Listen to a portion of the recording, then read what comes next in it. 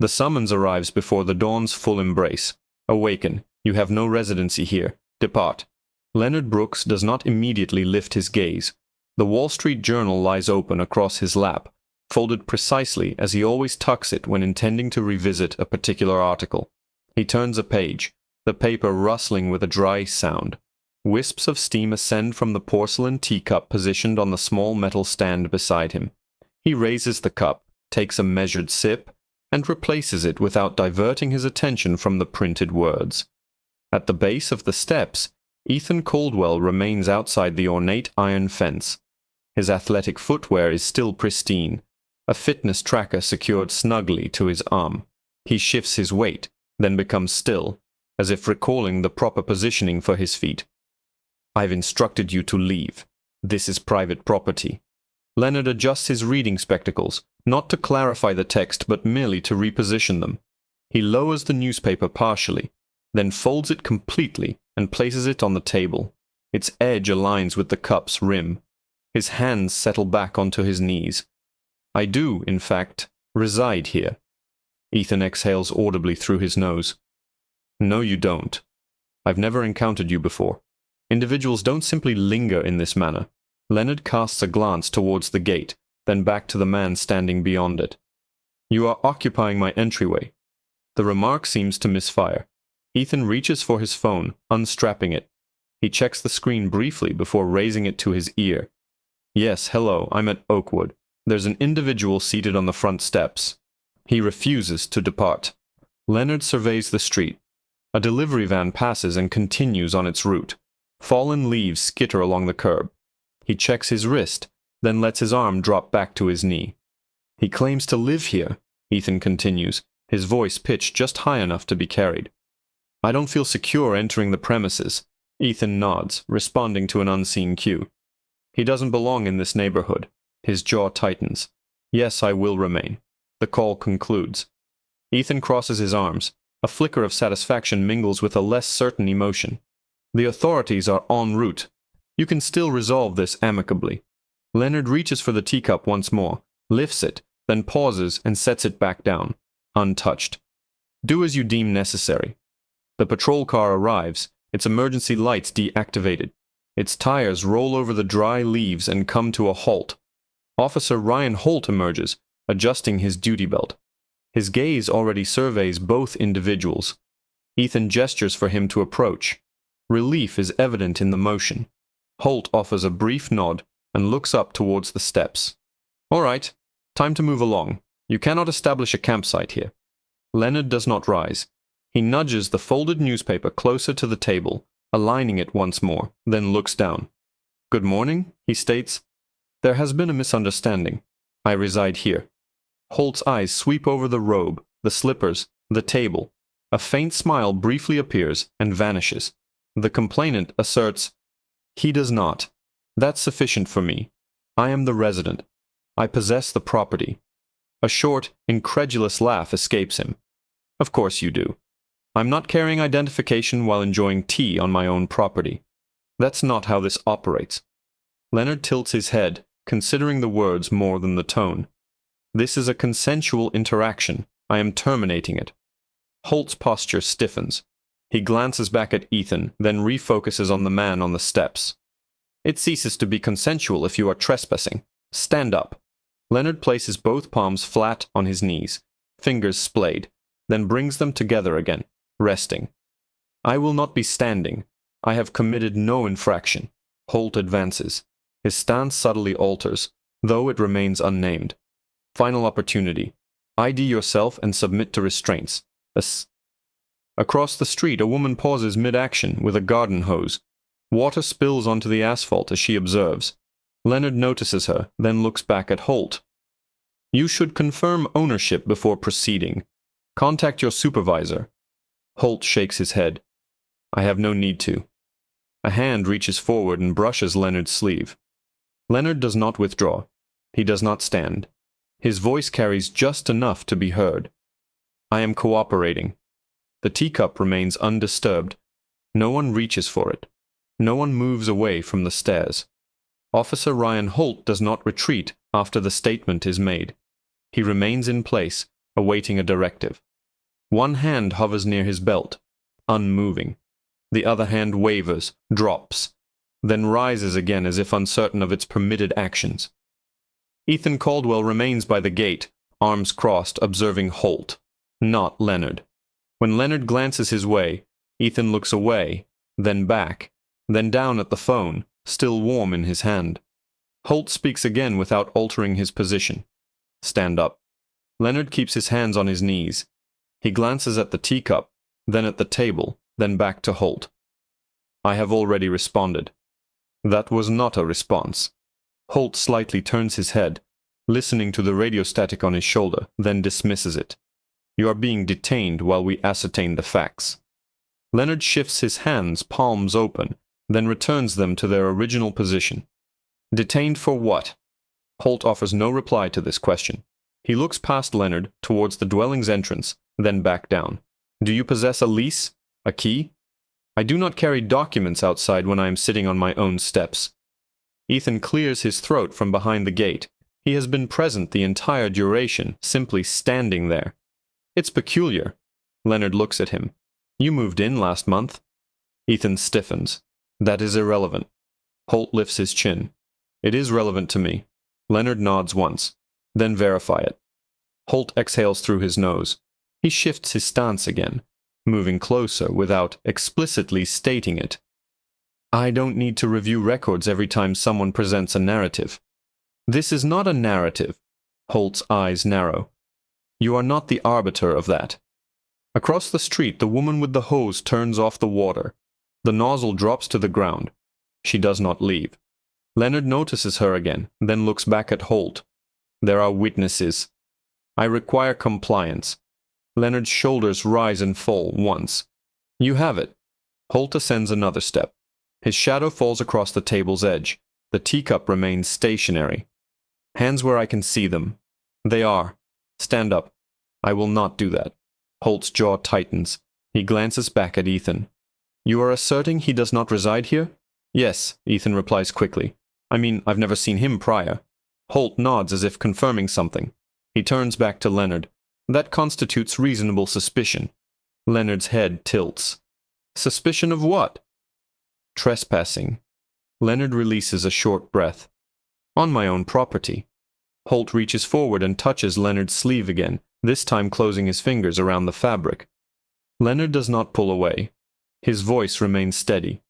You are making an error. Holt's grip tightens. Stand up.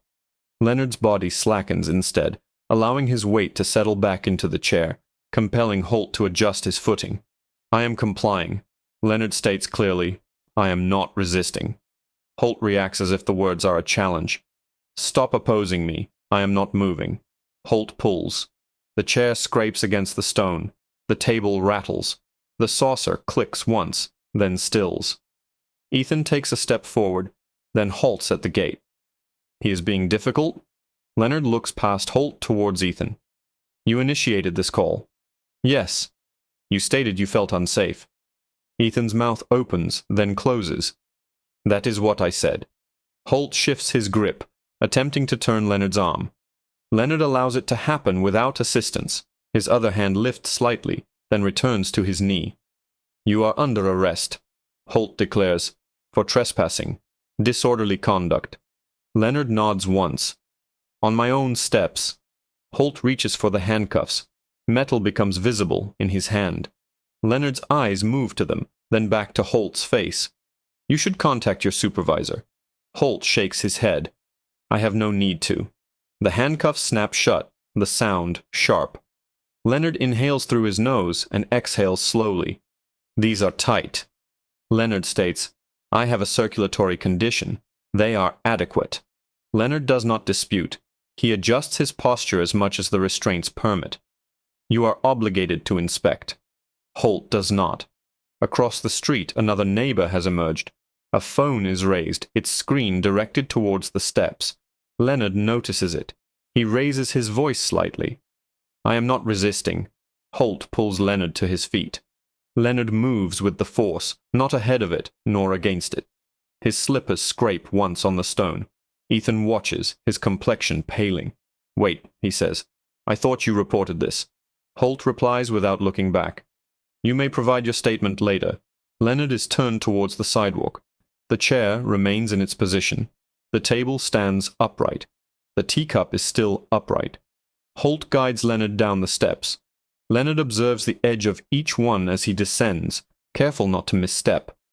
The phone across the street remains elevated. No one opens the door. No one removes the restraints.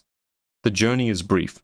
The patrol car proceeds down the block and turns without haste. Leonard Brooks sits in the rear compartment, his hands secured before him. His wrists are held at an angle that offers no relief over time. He shifts once, then ceases. The plastic bench remains cold. The partition remains in place. Officer Ryan Holt remains silent throughout the drive. The radio murmurs and is reduced in volume. The vehicle comes to a stop within the precinct bay. The engine ceases. Leonard awaits the door's opening. It opens. He steps out when guided, maintaining his balance. The restraints remain secured. Inside, the front desk comes into view. A sergeant looks up from his paperwork, then looks again. His eyes pause on the robe, the slippers, the restraints. What do we have? Holt responds without hesitation. Trespassing. Disorderly. Leonard remains standing. He does not contest the list. He glances at the desk, then at the clock mounted above it. The sergeant leans back slightly. Name? Leonard Brooks. The keyboard remains idle for a moment. The sergeant types, pauses, then types again. The screen updates. He looks up, then stands. The sergeant's gaze returns to the screen. His hand leaves the keyboard. He re-verifies the name. Then the associated record. A second monitor is brought closer. Sir, he says, his tone subdued. Leonard inclines his head. Good morning. The sergeant reaches for the handcuffs, then stops himself. He looks at Holt instead. Why are these still attached? Holt shrugs. He refused to identify himself, claimed he owned the property. The sergeant turns back to the screen. He scrolls. He pauses. He reads again. This is the owner. This is Judge Leonard Brooks, retired. The atmosphere in the room shifts without anyone explicitly acknowledging it. A chair scrapes. A distant conversation ceases. Holt shifts his weight. Leonard remains motionless. I request that they remain in place. The sergeant blinks. Sir, I want photographs taken first. The sergeant nods and gestures to someone nearby. A phone appears, then another. The restraints are still not removed. Leonard slightly turns his wrist to make the marks visible. No one instructs him on how to do so. No one rushes the process. When the handcuffs are finally removed, Leonard rubs his wrists once and lets his hands fall to his sides. Holt remains in his position. He neither advances nor retreats. A supervisor arrives. The exchange is brief. The words are spoken in low tones. Equipment is removed and placed on the desk. A badge joins it, then a belt. Holt is instructed to wait elsewhere. Leonard is offered water. He accepts. He drinks slowly. Later, outside, the steps come into view again. The identical steps, viewed from the same angle. Leonard returns to them without ceremony. The chair is still present. The table still stands. The teacup has been replaced. The newspaper is a new edition. Across the street, a phone remains raised for longer than necessary. The footage travels faster than Leonard does. The call, the directives, the restraints, the neighbor's voice identifying him, the refusal to verify, the lack of urgency to rectify the situation. By afternoon, the tenant receives a formal notification. The notice cites harassment and the inappropriate use of emergency services. The lease agreement is terminated according to its own provisions. By the week's conclusion, a legal filing is submitted. The language is precise, detailing dates, times, and procedures that were not followed. Months later, the city reaches a settlement. The amount is substantial enough to be reported without embellishment. The agreement resolves the claims for $7 million. No admission of wrongdoing is included. The payment is ratified by the City Council and entered into the public record. Policy modifications are announced. Training protocols are revised. Names are transferred from one roster to another. Officer Ryan Holt is no longer associated with the department. His certification is not transferable. Leonard does not deliver a public address on the steps. He sits, he reads, he sips his tea. A young attorney joins him. Notebook open. Leonard points to a paragraph and taps once. "You do not dispute the affront," he states. "You dispute the methodology." She nods and makes a note. A patrol car passes. It slows. It continues on. Leonard looks down at the page and turns it. This channel exists for moments such as these, not because an individual in power was wronged, but because the established procedure was disregarded, because time was taken from someone and only returned after the official record intervened. If this can occur to a man seated on his own property, it can transpire anywhere. Discretion is permitted to operate without proper verification. What are your thoughts? Should officers bear personal accountability when procedures are neglected, or should the public continue to bear the financial burden? Have you ever been compelled to prove your right to be somewhere you already belonged? Share your perspectives in the comments section. Distribute this narrative to individuals who appreciate the importance of process, and subscribe to Power Abuse Stories if you maintain that factual records still hold significance.